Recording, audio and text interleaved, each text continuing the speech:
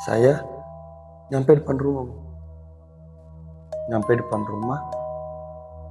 Di dalam rumah tuh rame banget bang, rame banget. Kayak rame orang. Kita belum masuk nih, cuma suara gaduh tuh di dalam udah rame banget.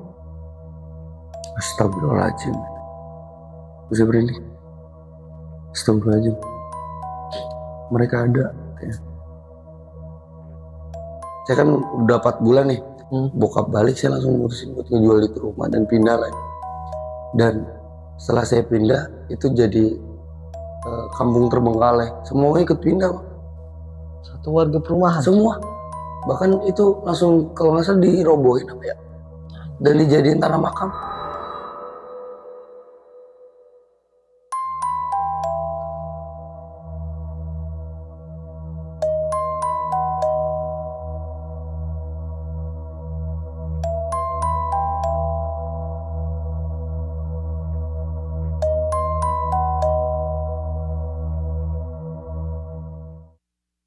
Assalamualaikum warahmatullahi wabarakatuh. Balik lagi bareng gue Refdi. Dan seperti biasa nih sob, di samping gue udah ada seorang narasumber yang akan berbagi pengalaman mistisnya.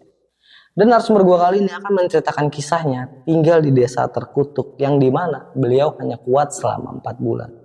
Gimana kisahnya? Kita sapa aja langsung Bang Fadli. Halo Bang Fadli. Halo. Kabar gimana Bang? Alhamdulillah baik. Baik ya Bang. Baik. Oke Bang Fadli, pada kesempatan kali ini lu mau menceritakan kisah lu waktu tinggal di desa terkutuk. Ya, betul. Betul ya Bang? Betul. Ini kalau boleh tahu nih desanya daerah mana Bang? Daerah Sumatera, lebih tepatnya di Palembang. Palembang. Cuman Palembang pedalaman lah. Oh, pedalaman Palembang lah ya. Betul. Oke, dan kalau boleh tahu nih kejadian tahun berapa? 2010 ke bawah bang. Untuk tahunnya mungkin agak sedikit lupa ya, antara 2007, 2008 atau 2008-2009 gitu. Oke. Agak lupa.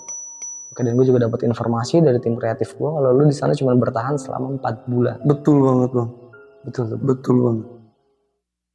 Oke nih buat kalian semua yang penasaran sama kisah lengkap dari Bang Fadli, wajib banget nih kalian nonton video ini sampai selesai. Dan gue rasa cukup, gak usah berlama-lama lagi, langsung aja kita gaskan ceritanya.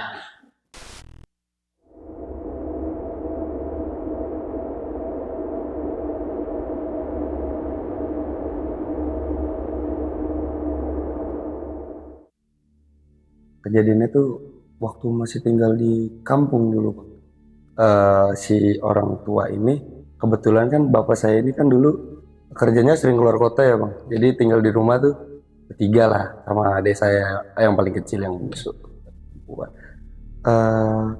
Kita tinggal di salah satu rumah. Rumah ini tusuk sate bang. Rumahnya tusuk sate dan kiri kanannya itu bener-bener rumahnya agak ada jarak. Jadi rumah terus sampingnya taman terus baru rumah lain.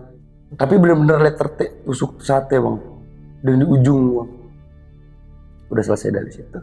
Sebelum orang tua pindah ke situ bang, pernah dengar di depan rumah itu ada tukang sayur kalau pagi. Waktu itu pindah kan pagi ya bang, karena kan ya namanya di kampung nggak seramai di kota kan, udah kayak gitu. Terus disuruhlah saya tuh beli makanan ayam potong buat masak di siang harinya. Udah kayak gitu. Dengan nada yang sinis terus kayak kesel gitu. Rumah dengan ucapan dia yang masih terngiang-ngiang sampai sekarang itu. Rumah ini udah 3 tahun kosong dan gak ada yang berani nempatin. Dan kebetulan waktu itu tuh kalau nggak salah itu tahun 2009 atau 2008 gitu. Saya masih sekolah bang. Ngelihat orang random tiba-tiba negor kayak gitu takut dong ya, apalagi dengan sinis terus nepuk ini pundak. Iya. Niatnya saya cuma mau beli, udah kayak gitu. Udah 3 tahun kosong. Tempat jin buang anak kok ditempatin. Terus abis itu saya diem tuh nge-freeze. Maksudnya belum ngerti apa yang dimaksud kan ya. Karena emang kebetulan masih sekolah, anak-anak sekolah gitu. Udah kayak gitu. Saya tanya, Bapak siapa? Saya sering keliling-keliling di sini, saya dagang sayur. Dan selama 3 tahun baru keluarga kamu yang berani nempatin. Tapi kebetulan bokap di situ belum pergi bang, maksudnya masih bantu-bantu buat pindahan ya kan. setelah 1 minggu baru keluar kota gitu. Ya udah kayak gitu. Di malam pertama aja nih bang, aneh bang, di teras rumah tuh banyak kucing hitam bang, bener-bener kucing hitam. Dari pada maghrib, bener-bener azan maghrib tuh kucing rame banget di depan. Padahal kita nggak ngasih makan kucing. Biasanya kan kalau rumah-rumah banyak kucing, rumah yang sering ngasih makan kan ya. Cuman ini enggak bang, jadi kayak ngebaris gitu. Cuman ngebarisnya nggak lurus begini, jadi ngebarisnya kayak bikin kayak rumah gitu. Jadi nyelingnya tiga gitu. Awalnya biasa aja lah, nggak ada kepikiran buat wah ini rumah ada apa-apanya, enggak lah, karena kan mungkin orang tua mikir supaya kita nggak takut ya kan, masih kecil. Nah di hari pertama itu doang yang keanehan pertama tuh. Dan keanehan kedua bang, di belakang rumah tuh kan ada pohon kapuk bang. Kebetulan kan bener-bener kiri kanan taman, belakang itu ada pohon kapuk gede banget tuh, gede banget. Dan kebetulan nyokap itu lagi jemur baju malam jam 8 atau jam 9 malam tuh, jemur baju. Awalnya nyokap ngelihat kayak ada orang ngintip doang, ngintip gitu. Nyangkanya saya yang masih main ya kan, katanya perawakannya laki gitu, rambutnya sepak-sepak laki gitu. Diintip, manggil nama saya bang, manggil nama saya, otomatis saya yang di dalam denger dong. Saya lagi di dalam lagi ngerjain PR. Pas gitu saya nyamperin tuh ke belakang, saya colek, loncat bang nyokap. Kaget. Mama kira itu kamu. Apa sih orang ada tadi lagi ngerjain tugas, masih ada PR. Tapi itu mama ngeliat itu. Ngeliat apa sih mah? Udah masuk lagi juga malam-malam ngapain ngejemur sih? Udah kayak gitu masuk. Oke, pas udah masuk sampai malam katanya selalu ngerasa diawasin. Selalu ngerasa diawasin. Dan ketika nyokap udah tidur, itu kan di rumah tuh hording yang bisa dibuka dua gitu loh. Iya. Yang satu nggak bisa ditutup rapat, pasti kebuka terus. Padahal kalau pagi, siang, sore itu normal. Masih bisa tuh. Iya normal. Jadi awalnya mungkin mikirnya masih engselnya kali rusak kali ya, dari dudukan engselnya. Udah tuh nggak digubris. Akhirnya saya ganjel pakai tali rapi ya, putus tali rapi itu. Kayak ada orang narik dari luar mau masuk. Saya ngedengar kayak ada orang jalan mau ke arah rumah saya. Cuman nggak ada siapa-siapa kan, saya buka jendela, takutnya ada orang di luar.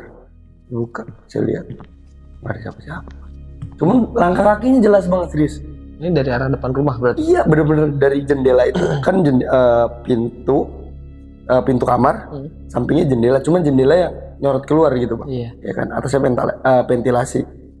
Suara orang jalan, cuman kayak orang jalan diseret, gimana sih bang? Sak, gitu ya. Udah kayak gitu. Saya di situ kan masih nggak tahu apa-apa kan tentang hal-hal kayak gitu. Saya dengerin, kok nggak apa sih, ada suaranya nggak ada orangnya.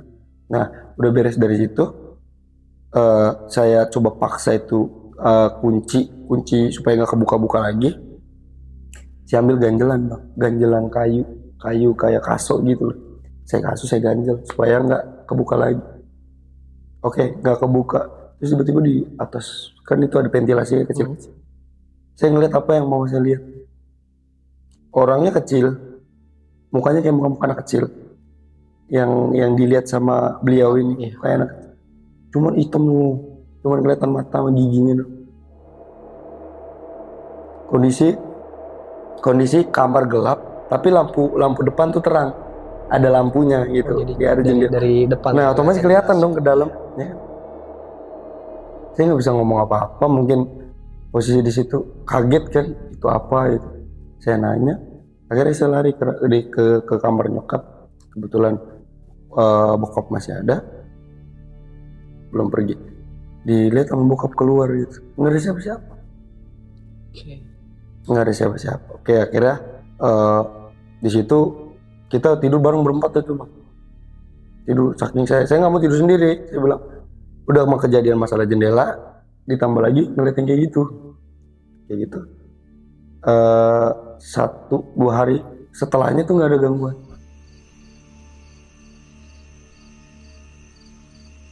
Lusanya itu setelah nggak ada kejadian 1-2 hari, besokannya ada lagi kucing lebih banyak lagi, sampai ke depan pintu tuh kucing, karena halaman gede ya, kayak ada apa sih, kayak teras gitu gede, keramik, itu full kucing semua bang, kucing semua. Kucing hitam juga. Hitam semua. Anehnya tuh, mungkin kalau kucingnya selang-seling ya, selang-seling mungkin masih dianggap wajar lah ya gitu. Ini hitam, hitam parah. Dan dari situ nyokap buat maksa usir bang, maksa usir segala macam. Dan malah petakanya itu ketika kucing itu diusir, malah petaka tuh udah mulai di hari itu. Dan kucing itu emang gak pada balik lagi. Jadi kalau setiap balik lagi tuh nyokap tuh, anehnya nyokap tuh sering dipukul pakai sapu gitu. Oke. Jadi kucingnya supaya gak dipukul. Malah petaka dimulai ketika itu, kucing-kucing semua itu gak ada. Di hari setelah pengusiran kucing itu, malamnya tuh, jadi saya lagi main jimbot ya bang. Dulu kan ada jimbot ya, Oke, ya iya. mainan jimbot. Jimbot itu kan nggak kayak KPS sekarang ya kan, yang bener-bener terang. Saya jimbot mah redup-redup gitu. Saya ngelihat dari jimbot itu kan main jimbot gitu. Saya ngelihat di belakang situ ada orang. Saya nengok ini nggak ada. Setiap saya ngeliat ke jimbot itu dengan ekspresi wajah yang berubah-berubah. Misalnya yang awalnya cuma ngeliatin terus senyum, tapi senyum makin lama makin gede. Senyum. Sampai sini. Anjir. Nangis tuh saya, nangis. Bahkan nangisnya saya tuh sampai ngundang warga yang tetangga kiri kanan datang. Oh, dikiranya ada keributan. Iya, itu kebetulan belum terlalu malam, jam 7. Jam 7 malam. Sore, Bang. Wah, masih sore bang. Cuman kawasannya ini loh. Jadi komplek perumahan. Cuman komplek perumahan ini dari sekian banyak rumah paling cuma ada beberapa yang ditempatin. Misalnya ada 100 rumah, paling 30%-nya lah. Baru. Dibilang baru, orang bilang baru. Cuman sebaru-barunya tempat, ya kan? Enggak yang baru setahun 2 tahun, ternyata udah 5 tahun. Cuman katanya banyak orang yang nggak mau tinggal di daerah situ. Di komplek itu orangnya cuek-cuek banget bang. Terus datang pengen tahu, udah pada pergi lagi. Datang pengen tahu, udah pada pergi. Jadi kayak hidup masing-masing gitu. Bahkan waktu pas kejadian saya teriak itu, yang masalah jimbot itu, mereka cuma datang lihat ada apa. Nggak tahu tadi anak saya ngeliat gitu. Oh ya udah cabut lagi bang. Dengan mimik wajah yang flat gitu, nggak tanpa ekspresi gitu. Jadi kayak sekedar udah tahu, oh ya udah. Nah, iya gitu betul. Anjir juga ya. Iya, wah parah, kacau. Saya bilang sama nyokap, saya ngeliat ini. Akhirnya nyokap dari situ tuh, mungkin nyokap sering lihat, cuman nggak ngegubris kali ya, dan nggak mau cerita, belum mau cerita gitu. Dan udah kayak gitu, saya nggak mau tuh 3 hari tidur di kamar sendiri, nggak mau. Saya akhirnya tidur sama orang tua. Dan besokannya kebetulan bokap mau berangkat bang. Bokap mau berangkat ke Makassar. Mau berangkat ke Makassar.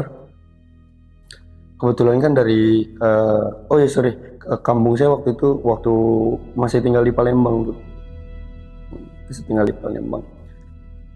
Dari Sumatera ke Makassar gitu kan, dari Palembang.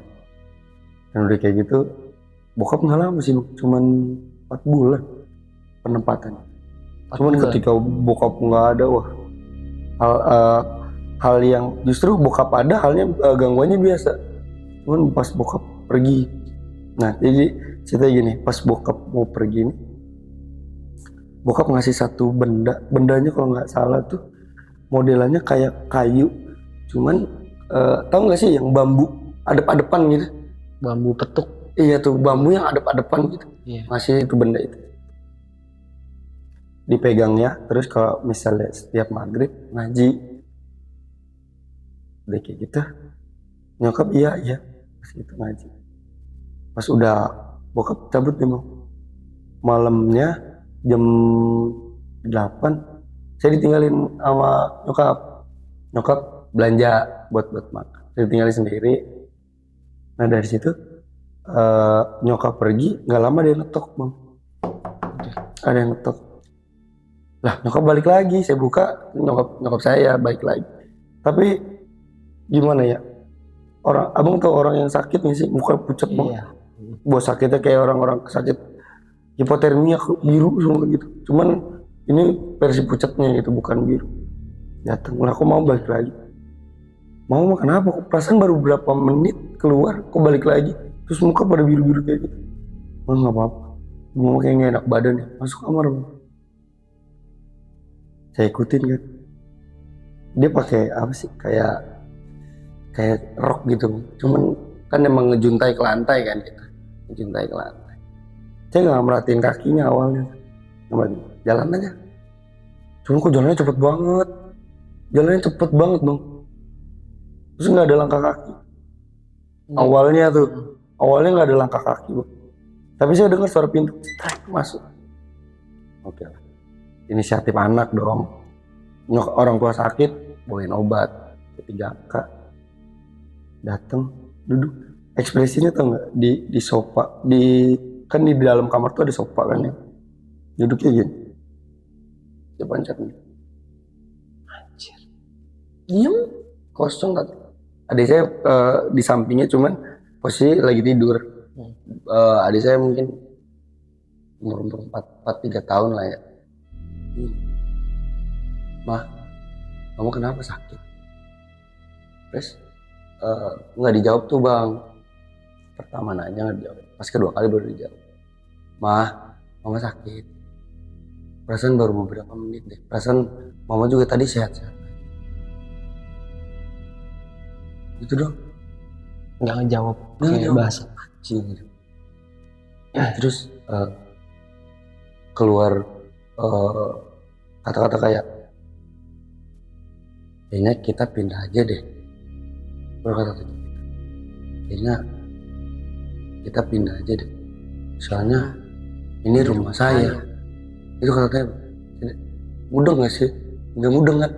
Ternyata dari arti kata itu mereka tuh ngusir kita bang. Jadi yang kita tempati itu rumah mereka. Terus setelah dari situ keluar. Kebetulan di malam itu tuh Hansip keliling. Saya minta tolong karena kan nggak ada HP kan, nggak ada gadget. Saya minta tolong Pak, di sini puskesmas paling dekat di mana ya? Mama saya sakit. Ini saksi hidup yang pernah lihat gitu. Ini saksi hidup. Mama sakit Pak. Tapi saya nggak tahu di sini rumah sakit di mana, saya baru di sini. Oh iya, kamu yang kemarin pindahan ya? Iya Pak, yang kemarin pindah. Masuk sama satpam itu, masuk jalan. Buka pintu, kata itu satpam, kok di rumah kamu bau ini ya? Tahu ini nggak sih? Kabel kebakar gimana sih? Iya, kayak bau gosong. Iya perengus gitu, bau kayak gini, bau kabel kebakar rumahmu. Enggak sih Pak, saya nggak nyium Bang. Cuman yang bilang itu si security-nya ini ya. Security-nya, kok saya nggak nyium. Iya bau kabel kebakar. Kayak gitu. Itu kan ngobrol sama satpam nggak terlalu lama kan. Masuk ke dalam. Pas saya buka pintu, nggak ada siapa-siapa. Nyokap lu nggak ada? Nggak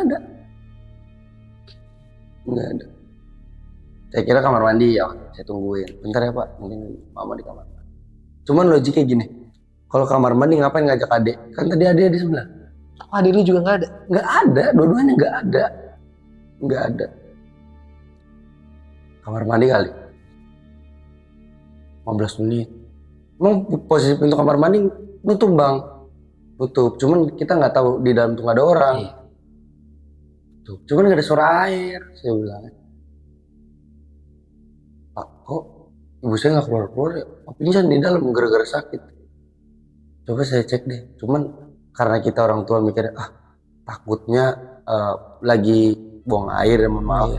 Lagi buang air terus dipaksa dobrak. Terus saya kena omel ya kan. Itu ditunggulah setengah jam baru saya mastiin dah Pak. Dobrak aja. Pas bawa didobrak, jadi dia si security nanya, ini beneran nggak apa-apa? Ya nggak apa-apa. Udah ngambil ancang-ancang bang, udah ngambil ancang-ancang. Kebuka. Kamar mandinya kebuka. Nah, kebuka nih, baru mau keluar. Pas kayak gitu, security-nya tuh datang mau buka. Dalam kamar mandi nggak ada orang. Nggak ada orang. Nah pas udah gitu si security-nya ini nge-freeze bang, diem. Disangkanya saya ngebohongin dia. Pas udah bilang kayak gitu, kamu serius nggak sih? Mama kamu aja nggak ada. Terus kamu bilang katanya mama kamu sakit. Bilang, iya pak demi Allah saya bilang. Tadi ibu saya ada di dalam, mama itu di dalam di kamar. Terus saya beranggapan di kamar mandi karena tadi bapak lihat sendiri pintu kebuka kan di kamar mandi. Dia nggak mau keluar dari rumah. Saya nggak dengar orang ngobrol. Ternyata ibu saya di luar. Baru pulang. Iya, baru pulang. Kejadian itu mepet. Pokoknya kejadian itu 1 jam itu kejadian yang nggak masuk akal.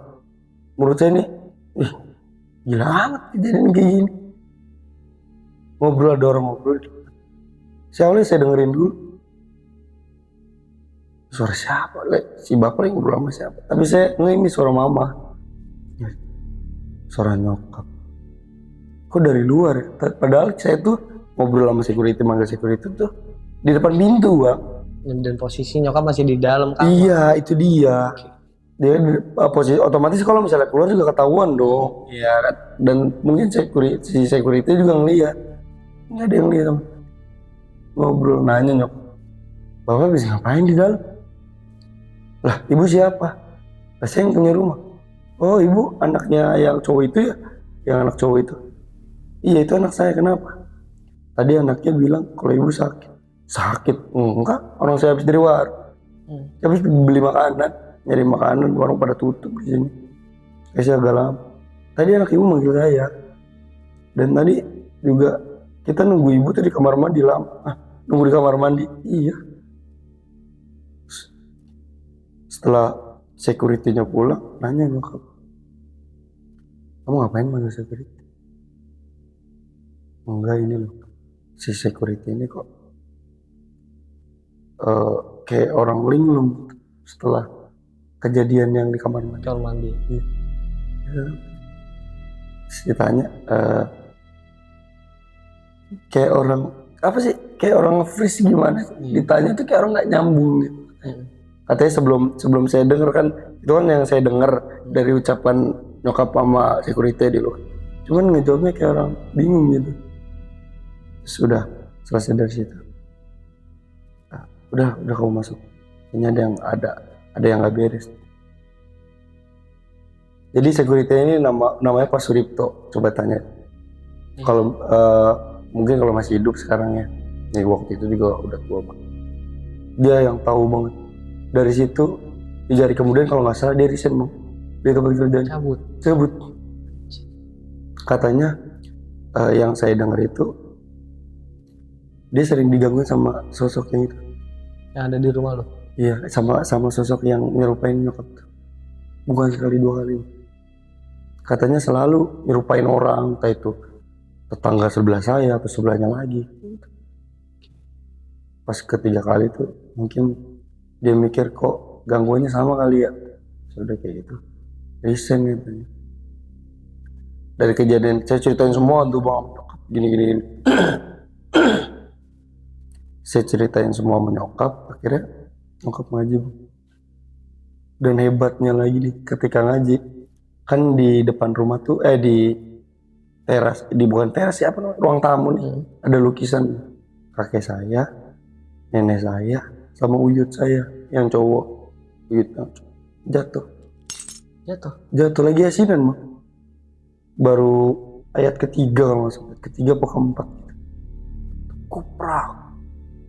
Nggak digubris awalnya, dilanjutin ngaji. Saya yang ketar-ketir bang dulu kan. Dari situ di depan kan pintu kamar sama ruang tamu tuh kan depan-depan. Saya dengar kayak suara pasar gitu. kayak ya keramaian gitu, suara pasar. Cuman belum benar suara pasar, kayak orang jual beli bang, kayak orang jual beli cuma rame di depan ada suara apa, dia biarin aja kita ngaji. Saya udah saking takutnya yang tadi di kasur langsung pindah sebelah. Terus dilanjutin ngaji, setengah perjalanan pas ngaji yang apa sih si ceklekan pintu tuh kayak orang main. Buset makin parno lagi. Pintu kamar, pintu luar. Pintu bener-bener ngeliat langsung. Saya sama mama tuh ngeliat. Kosong. Wow, saya panik banget bang, nangis saya. Akhirnya nyokap nyuruh pangku di sini.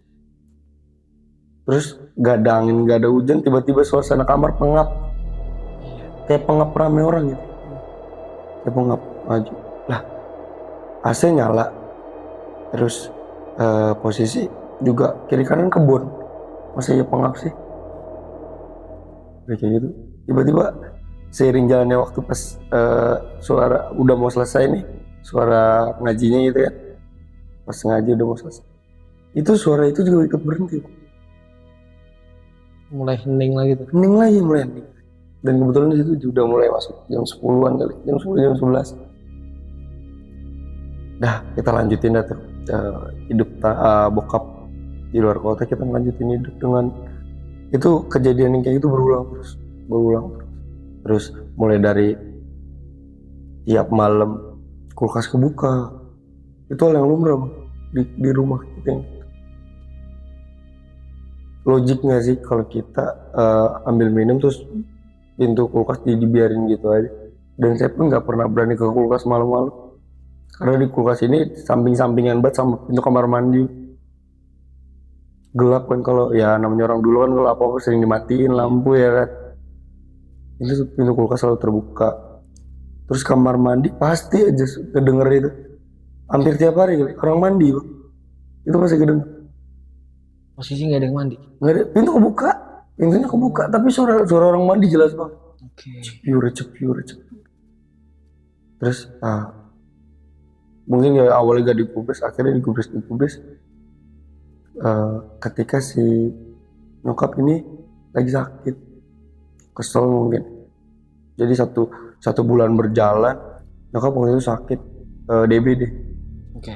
DBD, sakit DBD. Nyokap mau kamar mandi bang. Di tengah malam itu mau kamar mandi, bangunin saya. Cuman namanya anak kecil ya kan, dibangunin bang, nggak mau ngantuk. Cuman mau badannya lemas, mau kamar mandi. Udah tunggu di depan pintu kamarnya. Udah kamu tungguin ya, takutnya mama kenapa-napa. Keluar pintu. Kan posisi ruang tamu gelap total ya bang. Cuman ada lampu kamar mandi yang nggak dimatiin, yang nyorot keluar. Terus sama ya lampu-lampu dari luar rumah. Gitu. Di situ di lampu kamar mandi, otomatis kalau misalnya itu ada bebayangan ya kalau ada. Saya ngeliat bayangannya dong. Gede banget bayangannya. Jadi di kamar mandi bayangannya itu sambil kayak sama kayak kejadian anak kecil yang di awal. Oke, nengok gitu. Iya, bayangan. Ya. Cuman bayangannya bukan bayangan pantulan dari lampu, tapi kayak kita ngeliat bayangan di kondisi gelap kan suka kan gitu ya kan. Awalnya saya kira mungkin anduk atau apa, dan saya notice itu bayangan tuh ngeliat matanya tiba-tiba merah. Dari awalnya redup hitam semua nih. Kelihatan matanya merah. Berarti bukan bayangan dong. Nah itu dia. Ditimpuk sama nyokap pakai sendal. Dari situ nyokap marah-marah buat teriak-teriak. Lo ngapa jadi gangguin keluarga gua? Gua di sini tinggal dan gua beli rumah ini. Gua tahu lo ada, kalian ada, cuman kenapa kalian selalu meneror gitu dari awal gitu. Dan setelah nyokap marah-marah kayak gitu, lampu dinyalain, nggak ada apa-apa. Dan ketika nyokap ngomel-ngomel itu bayangan ada, tetap ada. Masih ada. Akhirnya nyokap makin ngedrop tuh bang di situ. Nyokap makin ngedrop, diteror terus kayak gitu. akhirnya kita ngedatengin paranormal. Orang bisa lah saya gitu bilang, nggak tahu lah itu bener apa enggak ya kan, cuman kita datengin paranormal. Dia datengin paranormal. Dari sekian banyak paranormal, kita manggil hampir 5 kali. Nggak ada yang mau. Nggak ada yang mau. Setelah tahu lokasinya atau Setelah tahu, nyebutin perumahan apa, nyebutin lokasinya di sini, terus titik rumahnya, rumah nomor sekian, nggak mau bang. Nggak mau. Akhirnya kebetulan di kampung saya ini kayak ada madrasah dan di situ ada ustadznya gitu. Ya. Akhirnya paranormal nggak mau, kita manggil ustadz ini. Bokap belum tahu ya bang, maksudnya dengan kejadian kita ini di selama sebulan di teror itu bokap belum tahu bang. Karena ada yang speak up ya? iya belum ada yang ngomong dan kebetulan juga bokap di situ nggak bisa dihubungin karena emang lagi tengah hutan. Jadi kayak apa ya, disebut hutan juga bukan hutan sih, tapi bener-bener gak ada sinyal katanya di sana. Udah kayak gitu, manggil nih bang, datang ke itu madrasah, datang. Saya belum ngomong apa-apa bang, saya belum ngomong apa-apa, tiba-tiba ustadz yang ngomong, yaudah yuk saya bantuin. Saya belum ngomong apa, baru datang. Assalamualaikum ustadz, ya salamat. Terus udah begini sama nyokap, yaudah yuk saya bantuin. Nah, saya belum ngomong apa-apa. Oke. Bisa tahu dia. Iya. Terus dan saya tahu semuanya tentang komplek ini dan rumah itu yang saya tempatin itu dari beliau. Dari beliau. Terus udah kayak gitu, kita sebelum nyampe rumah nih di jalan tuh ngobrol-ngobrol. Kebetulan kan posisi di situ nggak pakai kendaraan bang, dia jalan kaki gitu sambil di jalan. Terus nyokap bilang gini, Pak, ini kan saya tinggal di sini baru. Iya saya tahu kalian baru. Kan si ustadz ini, si pemuka agama ini ternyata emang orang asli situ bang, orang asli situ yang tinggal di situ. Dan dia awalnya ceritanya gini bang, dia tuh komplek ini dibangun tahun 2003. Nih kita sama jangan-jangan cerita kan, ini di asal-usulin dulu ceritanya gimana. Akhirnya nyokap langsung bilang, ini sebenarnya komplek apa sih pak? Kok saya lihat-lihat sepi, terus ditambah lagi kok sehoror ini gitu. Oh jadi gini, dia ceritanya dulu tuh itu awalnya pemukiman, terus di situ di belakang di perbatasan pohon kapuk itu pasar katanya. Dulunya tuh pasar. Pasar dulunya. Jadi tahun 97 atau 96 gitu. Saya lupa ini gitu. Pokoknya tahun 90-an lah. Tahun 90-an itu kebakaran hebat malam hari pasar. Jadi sepengakuan Ustadz ini, penghuni pasar yang tinggal kan ada beberapa orang yang tinggal di ruko-rukonya gitu. Itu hangus, kebakar semua. Meninggal semua kebakar. Terus katanya ada satu anak yang selamat. Tapi salahnya ini anak ini gak lari ke kampung yang kan depan-depan nama kampung kan. Dia gak lari ke kampung itu, tapi nyender di pohon kapuk. Saking udah lemes ya kan. Katanya luka bakarnya itu udah dari perut ke bawah itu udah luka bakar semua. Katanya jalan aja tuh nanah semua. Jadi kulitnya kelupas. Terus bagian atasnya ini gosong nih. Segini udah gosong. Yang segini udah kelupas, yang ini udah gosong. Luka bakarnya udah hampir 90% kurang lebih. Yang dari situ udah gak kuat bang. Kebetulan ada orang lewat, katanya ada warga sekitar lewat gitu, nggak mendusing, jadi pada fokus ke api aja gitu bang, nggak tahu nih anak teriak-teriak. minta tolong, cuman gak ada yang tahu. Ada yang tahu, akhirnya ternyata jendela yang tempat kamar saya itu, ternyata itu makamnya dikubur di depan jendela saya. Di makamnya di situ. Depan jendela. Dan emang sih di depan jendela kan itu, di jendela tuh kita bukan kayak taman gitu kan. Itu ada patok. Tapi bukan nisan. Bukan patok kayak kayu. Gimana sih, kayak bekas orang bikin pagar. Itu patoknya gede, bonggol gitu, bonggol patok. Cuman kiri kanan begini. Ngeratannya nggak sampai. Saya kira itu patok bekas pagar. Iya. Nih notisnya itu bekas pagar. Ternyata katanya yang ibu lihat sama anak ibu almarhum. Cuman dia minta disempurnakan, minta didoakan gitu. Dan akhirnya sepanjang jalan tuh masih lanjut cerita tuh bang, cerita. Akhirnya momen epicnya ketika saya nyampe depan rumah. Di dalam rumah tuh rame banget bang, kayak rame orang. Kita belum masuk nih, cuman suara gaduh tuh di dalam udah rame banget. Astagfirullahaladzim. Bisa berhenti. Astagfirullahaladzim. Mereka ada.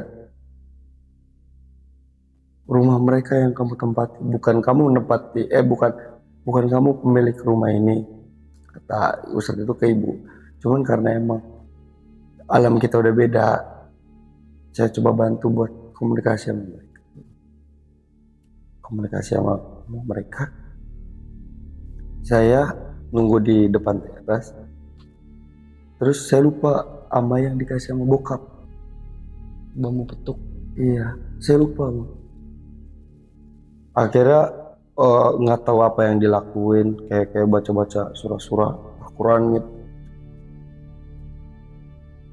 Tiba-tiba petir nyamber di belakang rumah pohon kapuk. Gak ada hujan, gak ada apa bang. Dia kenceng banget. Buset.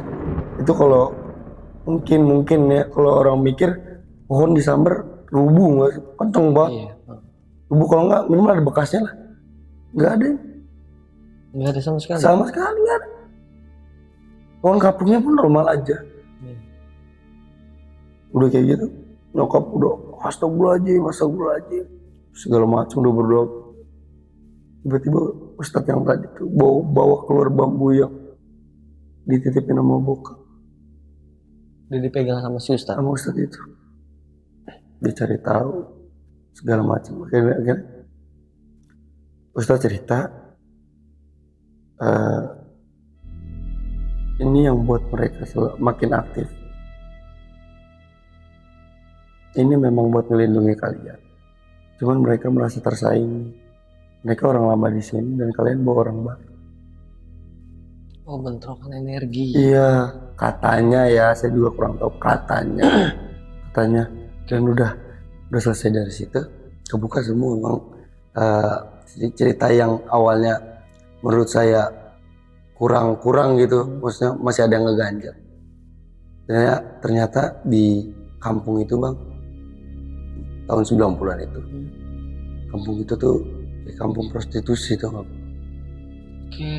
Jadi kayak Texas parah lah gitu, yang bebas. Di belakang ini kan pasar ya, dan kita tahunya ini salah satu pemuda, gerombolan pemuda di situ malah ke pasar ini bang, keseringan dipalak terus segala macem. Ya lama-lama geram juga dan akhirnya pihak pasar ikut berontak lah sama aksi dari kampung itu. Makanya kampung ini gedek nih bang sama pengelola pasar segala macem. Ternyata ini bukan kebakaran bang, tapi dibakar. Bener-bener dibakar. Oh, itu berarti pas ada bentrokan itu. Iya, mungkin saya juga kurang tahu, mungkin karena punya dendam sebelumnya, emang ada dendam atau gimana, saya juga kurang tahu. Dibakar, benar-benar dibakar. Dengan alasan uangnya nggak seberapa gitu. Dan dari keluarga si korban ini ada yang bikin sumpah, siapapun yang tinggal yang memasuki. Jadi kalau kata itu ada gerbang gaib yang dari pohon kapuk itu yang menuju ke alam mereka. Dari gerbang gaib yang menuju ke alam mereka. Oh, saya bilang pantes tadi ada petir kencang banget, cuman nggak kenapa-napa. Di pohon kapuk itu ya. Iya, nggak kenapa-napa. Itulah energi di sini. Terus sudah selesai dari cerita kampung ini, dan udah kayak gitu udah bikin sumpah. Udah dari situ si pemuda ini semuanya yang membakar itu mati mengenaskan bang. Ada yang bunuh diri, ada yang ketabrak mobil segala macam. Itu sumpah serapah ya. Iya, katanya sih yang saya tahu sih di situ salah satu urban legendnya pasar ini tuh dibilang sampai sekarang dicapai pasar goib. Pasar goib. Iya. Bahkan setelah udah kejadian ini bang, kejadian terus ada, cuman ya normal lah. Ketika Ustadz ini datang udah netralisir segala. Setelah saya pindah, saya kan udah 4 bulan nih, bokap balik, saya langsung ngurusin buat ngejual itu rumah dan pindah lah. Dan konon katanya setelah saya pindah itu jadi kampung terbengkalai, semua ikut pindah bang. Satu warga perumahan. Semua, bahkan itu langsung kalau nggak salah dirobohin apa ya, dan dijadiin tanah makam, TPU. Jadi TPU. Selesai dari saya pindah rumah, ternyata salah satu ada yang ikut ke rumah. Salah satu ada yang ikut itu, ternyata anak kecil ini. Oh, yang sempat lu lihat gitu. Iya, alasannya apa bang? Katanya saya sempat buang air kecil di kuburannya. Tapi sempat. Seingat saya dulu itu saya nggak pernah kencing di situ bang, cuman ngeludah. Oh, ngeludah. Iya, ya yang dia bilang kan ngotorin. Ya ekspektasi kita kan kencingin dong. Kamu ngencingin? Serius kamu? Iya, demi Tuhan, nggak ada ngencing. Terus dia ngotorin apa ya? Kan kamu nggak ngencing sih, tapi kok dia bilang kamu ngotorin rumahnya dia. Terus akhirnya saya ngeludah. Cuma ngeludah sih. Oh itu dia. Karena posisinya memang dekat jendela lu ya. Bener-bener jadi kita nongol itu kelihatan patoknya. Iya. Saya emang kebiasaan kalau pagi nih kumur-kumur begitu kumur gitu. Ngeludah ya. 2 hari kemudian mama saya kesurupan. Nyokap sembuh, masuk lagi ke saudara saya. Kebetulan bos saya di rumah lagi ramai. Udah kayak gitu, dia langsung loncat-loncat bang. Dia minta tolong dibersihin. Pas saya datang ke situ, emang udah gak ada siapa-siapa bang. Udah jadi perumahan terbengkalai itu. Di situ posisinya emang belum dirubuhin, cuman udah sisa 2 apa 3 keluarga yang sisa di situ tuh. Saya ngeliat itu, buset, tubuhnya udah sepinggang kali ya deh. Udah sepinggang, saya nyari-nyari tuh. Saya minta maaf segala macam. Akhirnya kita bacain surat Yasin segala macam. Nggak mau. Tetap masih nggak mau. Tetap ada tujuan utama mencang ikut. Iya. Mungkin itu kalau kita bilang cuma alasan dia aja. Kamuflase aja, intinya pengen ikut ya. Setelah ini cerita ini diangkat, saya sebenarnya masih kayak takut gitu loh, impact ke badan. Cuman di satu sisi pun kalian semua tuh harus tahu ketika di tempat orang itu nggak boleh ngapain, harus sopan segala macem. Kalau nggak tahu tanya segala macem. Dan semenjak saat itu saya percaya sama yang namanya rumah tusuk sate. Setelah membuktikan langsung ya bang. Langsung dengan kejadian-kejadian. Belum apa-apa udah ditongolin. Terus belum apa-apa udah ngedenger suara-suara, terus bahkan sampai nyerupain gitu. Yang saya nggak habis pikir kenapa bisa nyerupain. Kayak nyokap ya. Ya. Dan takut, yang bikin saya takutnya tuh awal-awal tuh mungkin pikiran kita makhluk kayak gitu bisa nyakitin, ternyata nyatanya ya enggak, mereka cuman nampakin dan nggak bakal nyakitin, apalagi yang ambil membunuh itu hoax kalau itu. Oke Bang Fadli, setelah lu cabut dari rumah itu, ya cuman sosok si anak-anak ini yang ngikut berarti ya terakhir. Iya. Dan sampai saat ini masih ngikut. Masih. Bang, sebelum gue bertanya lebih jauh ya Bang, tadi kan diceritakan ada momen yang dimana ada makhluk yang menyerupai nyokap sama adik lu. Nah pas terakhir tuh adik kan sempat nggak ada nih. Pas saat sosok nyokap ini hilang, Iya. adik lu juga nggak ada. Nah itu adik lu kemana Bang? Itu dua-duanya makhluk halus. Oh dua-duanya menyerupai. Dua-duanya menyerupai. Anjir. Dua-duanya menyerupai. Dan posisi di situ pun di kasur tuh. Ekspresi mimik wajah adik waktu menyerupai itu senyum Bang, nggak ada nangis, nggak ada senyum dong. Berarti bukan dalam keadaan tidur ya? Enggak ada, melek kok, cuma senyum, melek senyum dengan tatapan yang kosong. Nyokap dengan tatapan yang kosong, dengan adik pun dengan tatapan yang kosong. Dan ketika dicari tahu, itu satu sosok yang sama juga, kayak membelah diri. Jadi kayak dua-duanya tuh ya makhluk yang sama. Jadi kayak pakai apa ya, kalau di Naruto tuh kayak Kage Bunshin ya? Iya benar. Jadi awalnya saya pun saya kira nyokap doang, ternyata adiknya juga sama. Menyerupai. Nah realnya adik lu mana? Namanya nyokap belanja di luar, dan ternyata gue ditinggalin sendiri. Dan pas ditanya ke nyokap nggak ada balik lagi. Posisi kan nyokap ke warung gitu nyari makan gitu kan, mau beli makan. Di warung yang paling dekat sama komplek itu tutup, makanya lama Bang. Oh oke, tadi yang lu bahas itu nyokap. Iya, dan kebetulan juga jalan kaki, nggak yang naik kendaraan gitu, jalan kampung gimana sih? Ya, Nah, oke, jadi akses dari perumahan yang lu tempatin ini ke jalan umum nih ya, maksudnya jalan raya perkampungan lah, batas lah ya. Itu jaraknya memang agak jauh atau gimana? Jauh, itu kalau misalnya di menitin 45 menit kali, jalan gede. Kiri kanannya sebelum masuk tuh kayak ada perkebunan durian. Durian terus.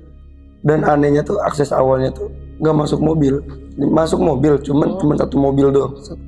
Dan ketika udah masuk mau ke kampung arah komplek rumah tuh gede jalanannya Bang. Oke, jadi memang sempit pas mau masuk ke dalam rumah. Iya. Jadi pelang apa sih perumahannya itu, bahkan waktu awal orang bilang kita kayak tinggal di tengah hutan, padahal di dalam bagus perumahan. Kiri kanan kebun durian. Gitu. Oke, aku mulai ke gambar nih. Nah Bang, lu pada saat awal-awal pindah ke rumah itu kan dapet, kita bisa bilang warning ya? Iya. Warning dari tukang sayur yang pada saat itu lu jumpai. Dia kan ngasih warning segala ibaratnya apa yang dia tahu tentang rumah itu disounding ke lu kan. Di hari-hari selanjutnya selama lu tinggal di sana itu tukang sayur ada lagi ya? Nggak ada. Dan setelah saya tahu dari Ustadz itu, ternyata si bapak dari tukang sayur itu salah satu korban yang kebakaran itu. Makanya dia segitu bencinya. Pagi-pagi itu Bang. Betul. Anjir. Berarti memang bisa dibilang eksistensinya nih agak ekstrim juga ya? Iya, karena di situ jatuhnya mereka tuh nggak tahu, maksudnya nggak bisa menempatkan kapan kayak harus keluar ya. Mungkin kita juga nggak tahu ya aktivitas mereka. Cuman mereka udah kayak manusia normal sih keluar. Jadi lu nggak ada, ibaratnya kayak pikir macem-macem lah kata orang. Nggak ada, karena emang pas setelah tahu, jadi itu pun saya tahu dari kan yang si Ustadz ini kan orang asli situ ya.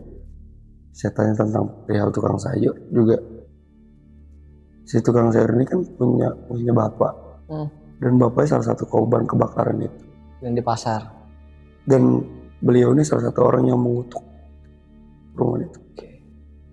Jadi bisa dibilang nggak ada semua jenazah yang ada di situ ya bisa dibilang meninggal dengan nggak wajar ya. Bukan gak wajar lagi, udah Iya. jatuh mengenaskan banget. Mengenaskan. Dan di situ pun katanya si jenazah yang kebakar tuh nggak ada yang dikubur. Terus Ya udah jadi abu semua. sampai gosong bener-bener. Gosong, udah bener gosong. Gimana nggak gosong? Akses jauh, telepon nggak ada. Warga sekitar juga nggak semuanya ikut. Orang yang seperti yang tadi kita bilang, warga situ kan kampung yang dalam tanda kutip kampung Iya. yang nggak beres lah ya. Jadi ya udah paling ada beberapa warga yang ikut simpati, dan antara simpati sama takut kampung mereka kebakar juga mungkin ya, makanya mereka bantuin. Tapi dari 100% paling yang bantuin 15% doang. Iya, lebih pada mikirin ke dirinya ya. Iya betul. Jadi buat simpati ke satu momen itu tuh bisa dibilang minim. Iya, bukan orang bilang tuh itu Meksikonya Jakarta, Meksikonya Palembang kali ya, orang bilang. Texasnya Palembang. Iya betul. Wah parah sih. Kalau mungkin pada zamannya nggak seperti zaman sekarang. Cuman pada zaman itu apa yang mereka lakuin lebih parah ya dibanding sekarang. Jadi gue langsung pas lu cerita gue keinget kayak kisah yang ada di film Pohnpei bang ya. Oh iya iya. Atau yang di ceritanya Nabi Lut lah ya. Iya, yang satu gitu. kampung kena ajab itu ya. Modelnya kayak gitu ya. Iya paham. Iya kayak gitu modelan. Bahkan konon katanya kan tadi kan kita bilang kan dibakar ini ya. Itu si pelaku pembakarnya itu katanya dapat kayak kutukan gitu loh. Kutukan kan setiap keluarga setiap anak cucunya lahir pasti selalu dapat bencana. Jadi memang ya akhirnya turun temurun kayak gitu ya. Apalagi pasti orang Palembang tahu lah kampungnya itu, nama kampungnya kampung pasti. Oke, buat orang Palembang nih yang mungkin tahu nih lokasi atau tempat yang diceritain sama Bang Fadli, bisa tulis di kolom komentar bang. Boleh tulisannya. Karena memang kampungnya udah nggak ada ya, perumahannya udah nggak ada. Perumahannya udah nggak ada, cuman kalau nama kampungnya mungkin kalau anak-anak sekarang yang nggak tahu, coba ditanya ke orang tua, pasti tahu cerita itu. Urbannya ya. Urban legend ya. Urban legend. Oke. Lo kan tinggal di sana tuh kurang lebih hampir 4 bulan ya berarti ya? Sebenarnya cuman pindah lokasi tempat yang tadi sebelumnya ya paling sejam lah pindah ke lebih ke dekat jalan raya aja sih. Oh lebih ke depan lah istilahnya. Iya betul. Nah berarti di lokasi yang lo dapetin teror ini 4 bulan kan ya? Iya betul. Nah, selama 4 bulan itu kan lo tinggal di daerah perumahan nih bang. Normalnya ya, gue ngebahas normalnya orang-orang perumahan ya kayak pagi ya saling ketemu, tegur sapa atau gimana. Ini dari keterangan lu sendiri atau dari penjelasan dari nyokapnya ada yang aneh nggak sih dari kampung itu, dari perumahan itu? Aneh ya pertama orangnya masing-masing cuek juga, terus ditambah lagi jadi gimana ya sistemnya tuh di sana. Gue tahu nih lu lagi dalam musibah, ya udah gue ngeliatin doang. Gak mau terlalu ikut campur. Karena dibalik semua itu mereka juga punya cerita masing-masing. Bahkan usut punya usut ya. Jadi kan samping rumah kiri kanan ya. Kiri kanan rumah tetangga kan. Terus masuk lagi rumah saya baru kan. Paling pojok banget rumah. Jadi ada yang salah satu rumah di gardu pintu masuk komplek. Itu kena kayak penyakit kulit gitu. Kena penyakit kulit dikarenakan waktu itu bunuh salah satu kucing hitam yang ada di situ. Dimatiin Bang. Benar-benar dimatiin. Dan mungkin dia bukan saya nggak menjelekkan salah satu kepercayaan orang lah ya. Mungkin karena atau dia geli sama kucing atau gimana saya juga nggak tahu. Bener-bener dimatiin dan nggak pakai berapa lama bang, 12 jam apa, mau nggak nyampe 1 hari, tiba-tiba katanya ada beruntus, satu keluarga semua sampai meninggal semua. Anjir, sampai meninggal. Meninggal semua. Saking nggak ada, maksudnya. Jadi saking masing-masingnya mungkin ya nggak ada yang. Dan akses ke jalan pun. Zaman dulu tuh kita udah punya apa sih di kampung itu tuh kita udah punya motor sebetulnya orang berada. Makanya akses buat kemana-mana susah. Makanya kebanyakan jalan kaki. Iya, kebanyakan jalan kaki. Tambah lagi juga kita mau telepon ambulan.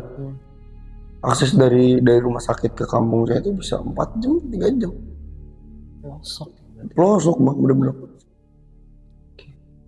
Nah Bang Fadli, kan di hari pertama, hari kedua itu kan yang tadi lu bilang ya ada kucing hitam banyak itu ya. Normalnya gini Bang ya, logikanya ya. Kalau pada saat itu maghrib ada nih berarti di siang hari atau di pagi hari itu biasanya ada selingan. Bener. Normal ya, karena memang mungkin populasi kucing hitam di situ banyak. Iya, karena emang pelosok kali ya. Iya. Tapi pada kenyataannya nih setelah lu tinggal di sana tuh memang banyak itu kucing-kucing. Gak ada kucing bang di komplek rumah saya tuh nggak ada kucing. Nggak ada kucing. Maksudnya mungkin kalau dicari tahu lebih jauh mungkin ada. Cuman kalau siang liang lalu nggak ada perumahan. Jadi mungkin kalau orang pikir ada yang melihara. Mungkin pikiran orang ya kalau misalnya emang nggak ada di situ ada yang melihara. Jadi kalau setiap malam doang dikeluarin. Iya. Cuman logiknya gini, lu rumah yang orangnya susah bersosialisasi gitu. Kalau nggak di demo lu sama orang kucing sebanyak itu. Dan lu ngapain dengan maksud apa lu melihara kucing hitam semua? Gitu. Ya sama kita juga awalnya ngira itu kucing peliharaan orang ataupun ada orang yang ini kan. Lu tuh kalau siangnya nggak ada bang. Entah itu emang sayanya yang nggak atau sayanya jarang keluar ya kan. Cuman setelah setiap saya keluar nggak ada apa. Benar-benar nggak ada tuh ya. Nggak ada, benar-benar nggak ada. Jadi mungkin kita bisa simpulkan kalau ini memang ya salah satu dari mereka lah. Iya, mungkin aktivitas dari mereka yang mereka pengen tunjukkan. Oke. Dan intinya dan lu juga sempat di rumah ya yang lu bilang ada keramaian itu pasar itu ternyata udah terjawab juga ya. Iya udah terjawab. Iya, karena asal usul dari rumah dekat tempat lu ini dulu pernah ada pasar yang dibakar. Iya, dengan ya menurut udah gak manusiawi banget sih, udah kayak gitu. Gue sih percaya bang ya kalau pada zaman itu tuh mungkin kalau sekarang mungkin udah nggak sebrutal dulu ya. Kalau orang dulu kan emosi dikit gampang kesulut nih. Iya, itu dia ditambah lagi kan tindak kejahatan di mana akses itu susah, ya tindak kejahatan itu makin merajalela ya. Oke Bang Fadli, makasih banyak ya, lu udah menyempatkan waktu buat Iya bercerita. sama-sama. Semoga dari kisah ini kita bisa ambil hikmahnya dan ya nggak terjadi lagi lah kejadian seperti ini. Jangan sampai. Oke Bang Fadli, sekali lagi terima kasih. Iya bang. Oke, sekian untuk video kali ini. Ambil sisi positifnya dan buang jauh-jauh sisi negatifnya. Dan lagi-lagi juga gue mengingatkan nih, bahwa keberadaan kita di sini tidak ada maksud sama sekali untuk menakut-nakuti. Kita hanya berbagi pengalaman dari apa yang pernah dialami langsung oleh narasumber kita. Akhir kata gue Refdi dari Penatua dan Bang Fadli pamit undur diri. Wassalamualaikum warahmatullahi wabarakatuh.